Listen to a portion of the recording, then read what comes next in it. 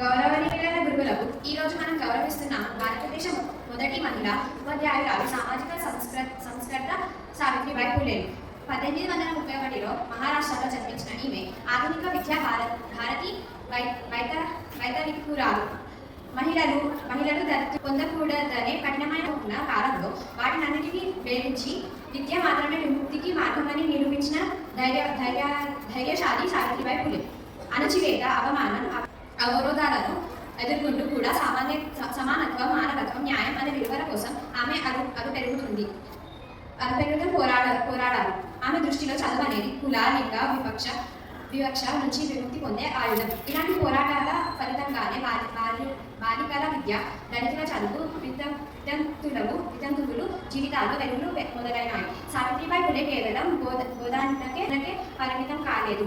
అనాథల, వితంతువుల రోగాల సేవలను పాల్గొని ఉపాధ్యాయ వృత్తికి మానవుని విలువలకు జోడించారు. భారతీయ సమాజంలో జీవితాల్లో ప్రత్యేకంగా సంస్కరణలు తీసుకువచ్చిన తొలి వ్యక్తిగా ఆమెను పరిశీలిస్తే సావిత్రిబాయి ఫులే నిజమైన మొదటి సంఘ సంస్కర్త.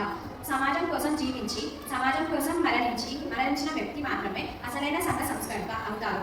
ఆ ప్రయాణానికి పూర్తిగా సరిపోయిన తొలి వ్యక్తి ఆమె. సావిత్రిబాయి ఉద్యమ సమగ్ర మానవ విముక్తికి లక్ష్యంగా పెట్టుకుంది. మహిళా శుద్ధుడు, అతిశుద్ధుడు అనే భేదాలను ఒక రీతిగా పరిశీలించిన సంస్కర్త ఆమె.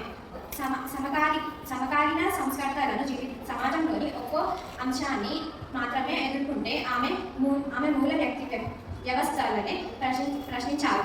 అందుకే ఆమెను కేవలం ఒక మహిళా సంస్కర్తగా కాకుండా భారతదేశంలోని అత్యంత విప్లవాత్మక సామాజిక సంస్కర్తగా గుర్తించాలి. నేటి మహిళా ఉపాధ్యాయులకు సావిత్రిబాయి నిజమైన ఆదర్శనం.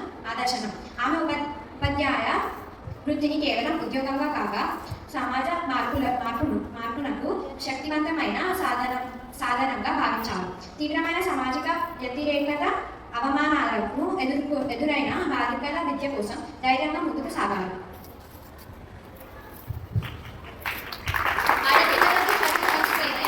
అభివృద్ధి చెందుతుందన్న దురదృష్టి బోధించాలి. ప్లేగు వ్యాధి తీవ్రంగా వ్యాప్తి చెందుతున్న సమయంలో ఆయా రోగాలకు సేవ చేస్తూ ప్రాణాలు కోల్పోవడం ఆమె త్యాగభావానికి పరాకాష్ఠ. నేటి మహిళా ఉపాధ్యాయులంతా సావిత్రిబాయిని ఒక చరిత్రక వ్యక్తిగా మాత్రమే కాక వృత్తి నిబద్ధతకు, సామాజిక బాధ్యతకు నిదర్శనంగా చూడాలి. సావిత్రిబాయి ఫులే జయంతిని ప్రభుత్వం అధికారికంగా జరపడం గౌరవ ప్రధానమైన విషయమే. అయితే ఆమె ఆశయాలను కేవలం సభలు, ప్రసంగాలు, పూలమాలలకే పరిమితం అయితే అది ఆమె చేసిన త్యాగానికి న్యాయం చేసినట్లు కాదు. ఆమె జీవితం అంతా ఆచరణాత్మక పోరాటమే కాబట్టి ఆమెను స్మరించుకోవడం కూడా కార్యాచరణ రూపంలోనే ఉండాలి. మహిళా విద్య, దళిత, వెనుకబడిన వర్గాల చదువు, సమానత్వం, ఆత్మగౌరవం ఇవే సావిత్రిబాయి ప్రధాన లక్ష్యాలు. నేటి కాలంలో కూడా బాలికల డ్రాప్అవుట్లు, విద్యలో అసమానతలు, సామాజిక విప్లవ కొనసాగుతూనే ఉన్నాయి.